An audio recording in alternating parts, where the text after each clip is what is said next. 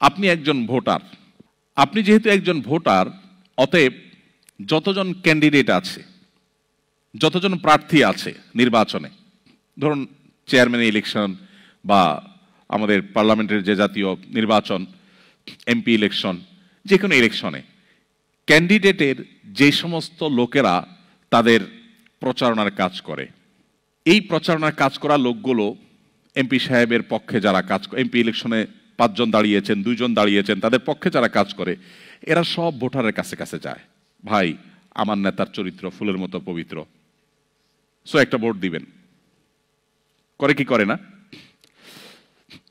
এখন যদি আপনি ভোটার হন, তাহলে আপনার কাছে সব দলের ক্যান্ডিডেটদের লোকরা আসবে, সব ক্যান্ডিডেটরা আসবে, ভাই ভোটটা আমাকে দিয়েন, উনি বলবেন না আমাকে দিয়েন, সবাই আসবে।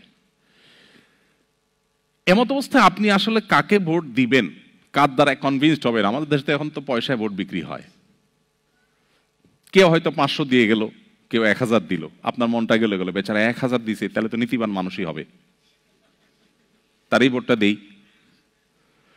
আপনি যে কারোর পালায় পড়তে পারেন, সম্ভাবনা আছে না নাই? অ্যাটলিস্ট সবাই আপনাকে দাওয়াত দিবে, আপনি সবাই দাওয়াত গিলতে হবে, আর কার দাওয়াত দ্বারা আপনি প্রভাবিত হবেন আপনি নিজেও জানেন না। এটা হলো যদি আপনার রোলটা হয় ভোটারের রোল। আপনার রোলটা যদি ভোটারের রোল না হয়ে কোন প্রার্থীর পক্ষে প্রচারকের রোল হয়, তার ক্যানভাস করার ক্যানভাসারের রোল যদি হয়, যে আপনি ভোটার না, আপনি কোন এক এমপি প্রার্থীর এজেন্ট বা প্রচারক, তার ক্যানভাসার, এই রোলটা যদি আপনার হয়, তাহলে আপনার একটা অ্যাডভান্টেজ হবে, আপনার কাছে অন্য প্রার্থীর লোকেরা আর আসবে না। আমি কি সঠিক বলেছি? আপনি কোন একটা মার্কার পক্ষে ভোট কালেকশন করেন, সবারে বলে বেড়ান, তাহলে আপনার মার্কার বিপরীতে মার্কার যে লোকেরা, তারা আপনাকে কি বলতে আসবে, ভাই আপনি আমাদের প্রার্থীর ভোট দিয়েন, এটা বলবে কোনোদিন? কারণ এই পণ্ডশ্রম কেন দিবে সে? এই অহেতুক কাজটা কেন করবে? কারণ সে জানে এই লোক নিজে একজন প্রার্থীর হয়ে প্রচারণা করে, সো আমি তার কাছে গিয়ে প্রচারণা করে সময় নষ্ট করে লাভ কি? এই লোক নিজেই তার প্রার্থীর ভোট কালেকশন করে বেড়ায়, আমি তারে বলার তো কোনো মানে হয় না, সে তো আমাকে ভোট দিবে, প্রশ্নই নেই।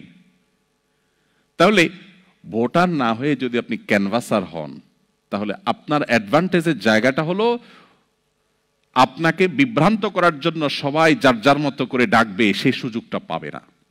ঠিক একইভাবে আপনি যদি মাল্টিকালচারাল সোসাইটিতে শুধুমাত্র মুসলিম না হয়ে আপনি দায়ী হওয়ার চেষ্টা করেন, তাহলে আপনার কাছে শয়তানের দাওয়াত এটা আসার পথ অনেকটা কমে যাবে, আপনি অনেকটাই সেফ হয়ে যাবেন। ব্যাপারটা অনেকটা ফুটবলের মতো, ওয়ালে যখন মারবেন আপনার দিকে সবার আগে আসবে। সো আপনি যখন অন্যকে ইসলামের পথে দাওয়াত দিবেন, দ্বীনের কথা বলবেন, তখন আপনার ঈমানটা অটোমেটিক সেফ হয়ে যাবে।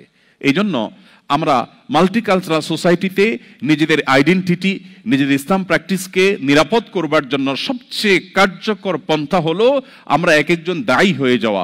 কারোর যখন লক্ষ্য থাকে ফার্স্ট হওয়ার, সে ফার্স্ট ক্লাস বা ফার্স্ট ডিভিশন মাস্ট পায়, কারণ তার টার্গেট হলো ফার্স্ট ক্লাস ফার্স্ট হওয়া। কেউ যখন দায়ী হওয়ার টার্গেট নেয়, তার ঈমান অটোমেটিক সেভ হয়ে যায়। আর কেউ যখন শুধু কোনো মতে মুসলমান হওয়ার টার্গেট করে, তখন তার ঈমান রিস্কের মধ্যে পড়ে যায়।